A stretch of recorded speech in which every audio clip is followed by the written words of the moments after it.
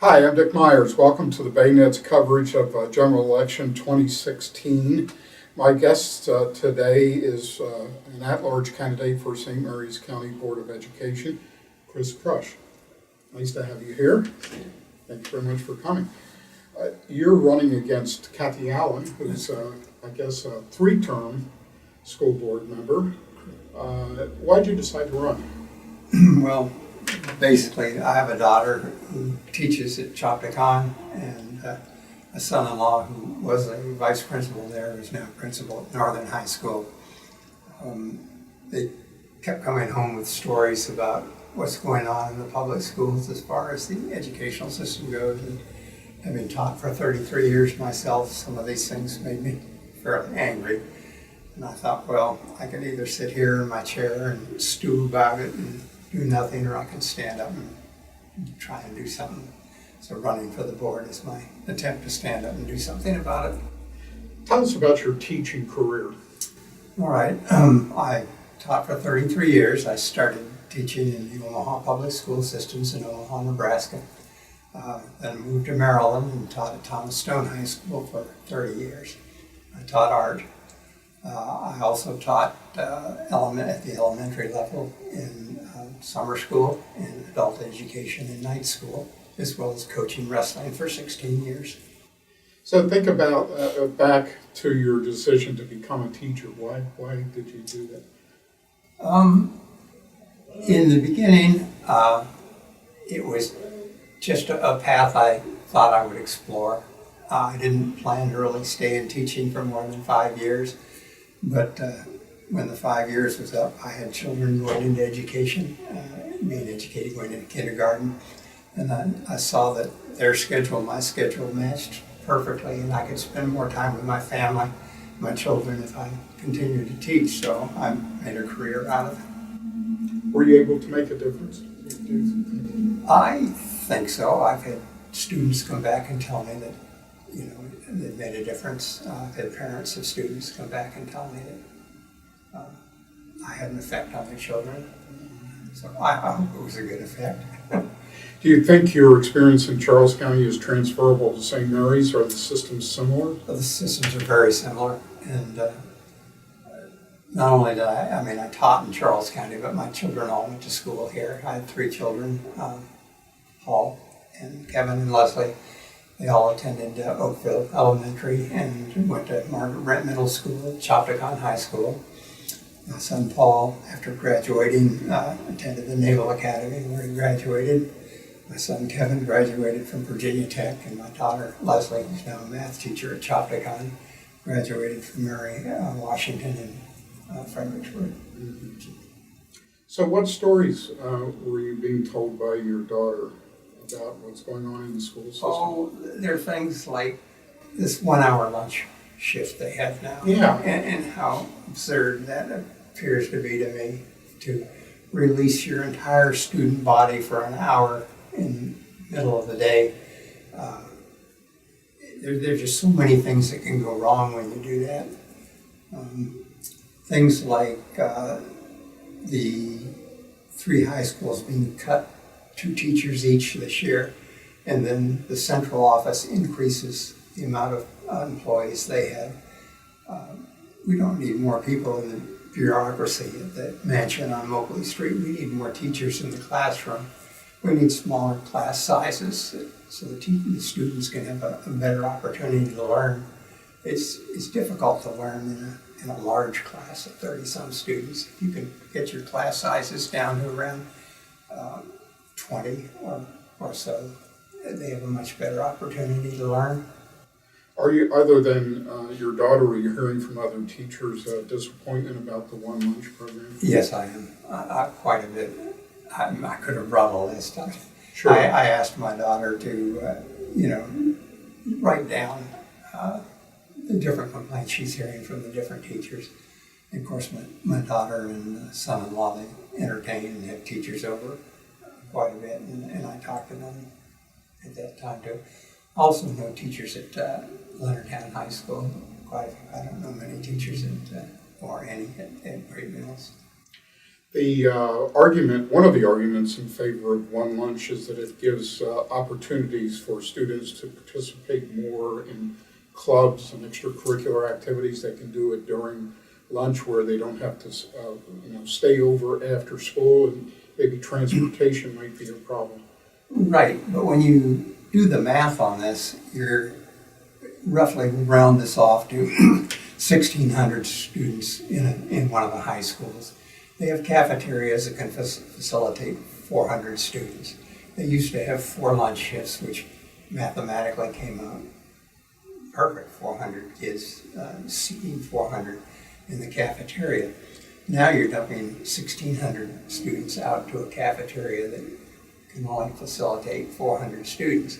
Now they do divide it up into 2 shifts, an A and a B shift, but then you're still dumping 800 kids into the cafeteria where you can only seat 400. Now, if you think back to your high school days, you have groups like the athletes and people like that that will take a table or a group of tables, and maybe another group will take this other group of tables, and they may not want to give it up for the lunch shift. Mm-hmm. So what do you do with all the rest of these kids? They're wandering the building. They're looking for places to sit to eat.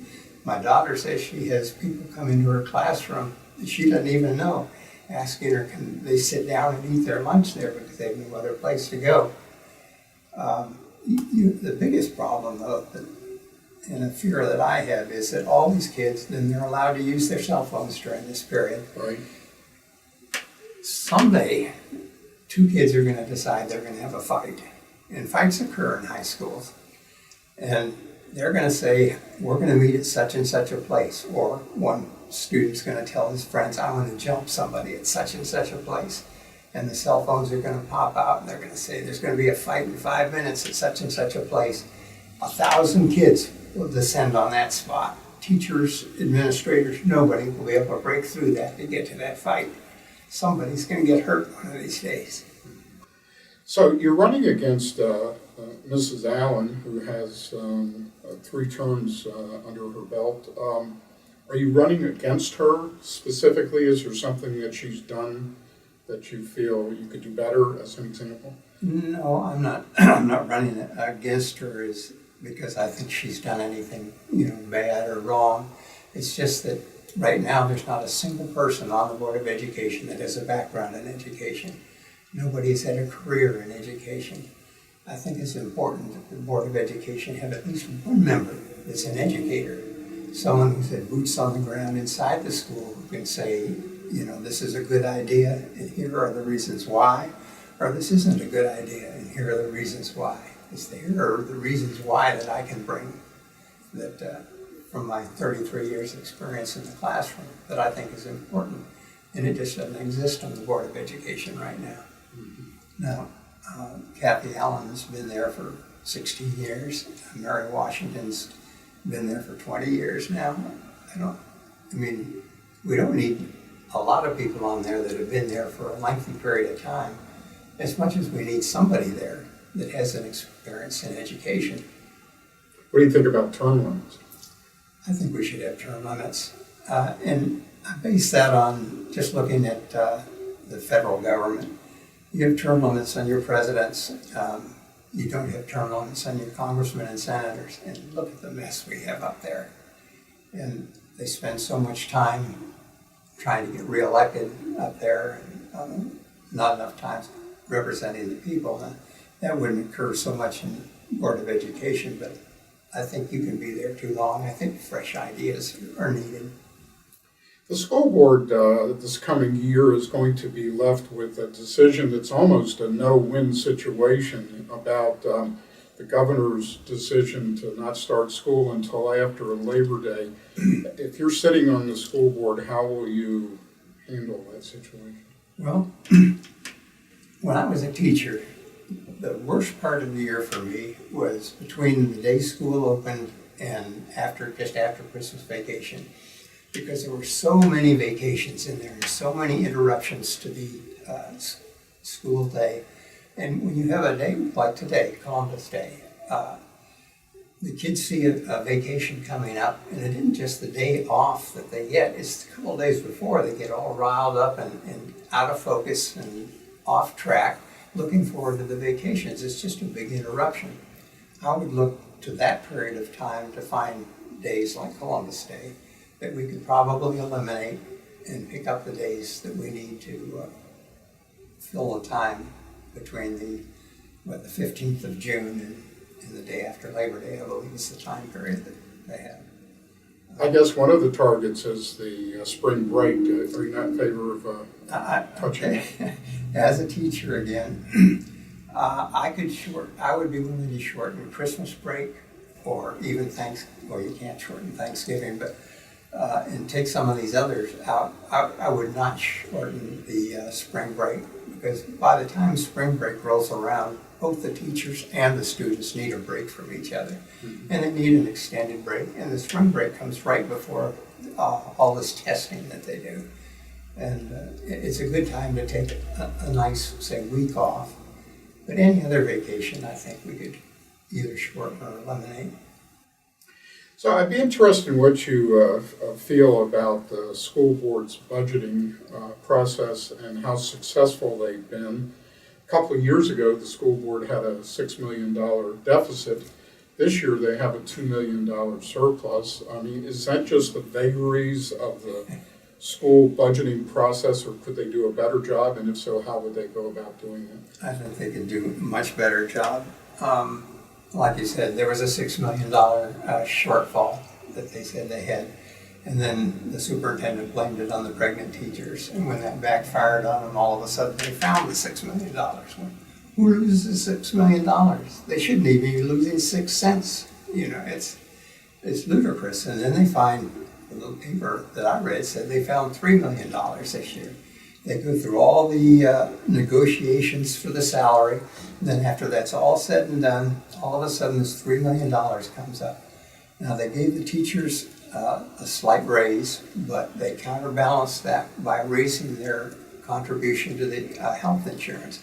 So their raise really wasn't that good. Now part of this money that they found in this $2 or $3 million came from non-used insurance.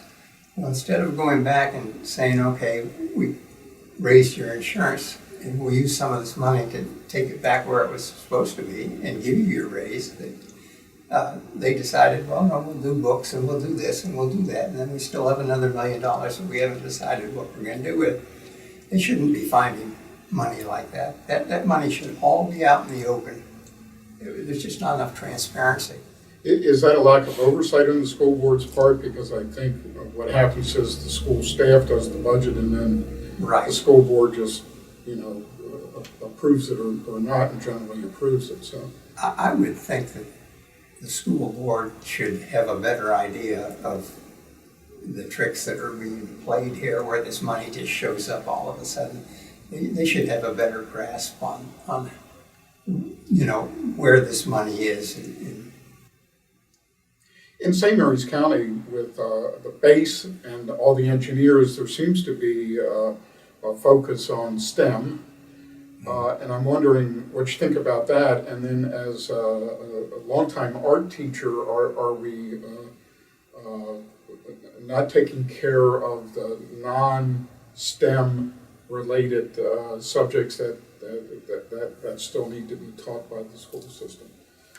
I'm in favor of the STEM program. It seems to me, though, some of the places that they offer these STEM programs are in schools that academically aren't achieving as high as others, so they use it to bring in higher achieving students. But I think the STEM program is good.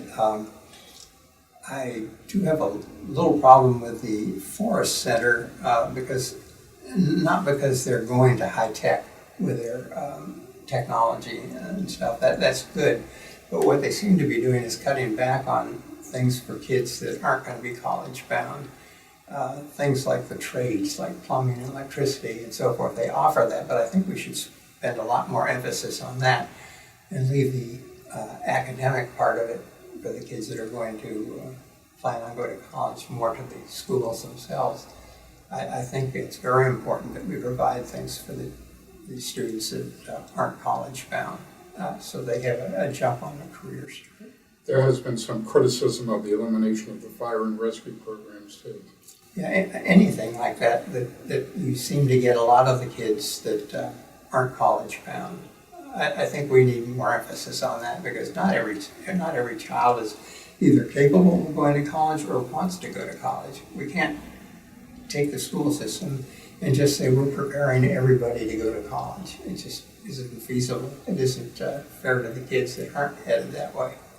So what do you think about the facilities? Are they being properly maintained? And the use of trailers? Do we have a proper handle on the facilities?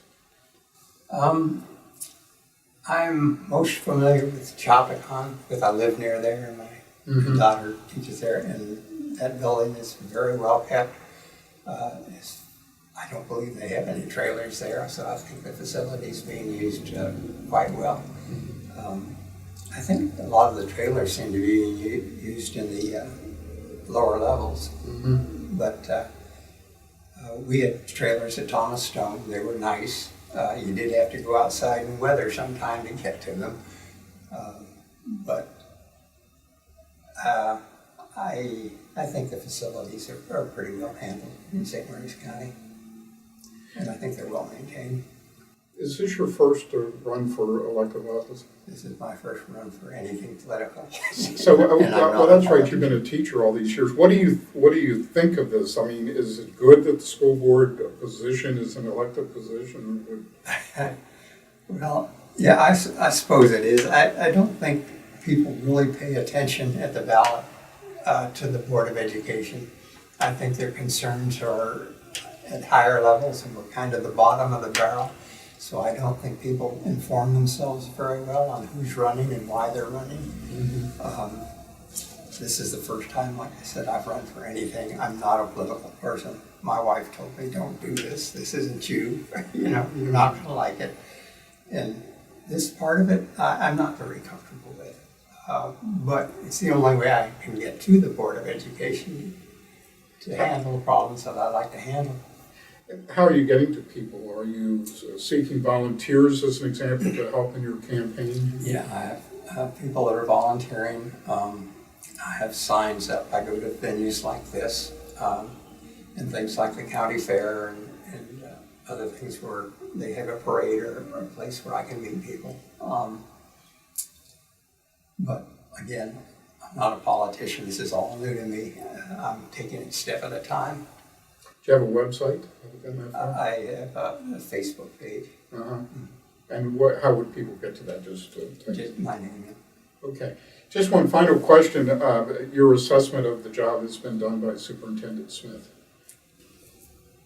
A lot of the things that I hear complaints from the teachers about are from the way he has handled things coming down to the schools themselves, putting more of an onus on the teachers for students' behavior and achievement rather than making the students themselves responsible for their behavior and their academics. Isn't that a push down from above, though, from the feds and from the state? Some of it probably isn't. And I think a lot of it has to do with publicity. If you get your name in the paper for something that's not good, like maybe your graduation rate is lower than another county's, or your SAT scores are lower than another county's, or a lot of the stuff that gets out into the media, they get paranoid about it, and then they say, well, we've got to bring this up, and we've got to bring that up, and how are we going to do it? And a lot of the times, the way they do it is to kind of juggle numbers around. And I don't think the public's aware of a lot of the numbers juggling that they do. Okay. Thank you very much. I appreciate you being here. Thank you. And thank you for joining us today on the Baynet for election 2016. I'm Dick Myers.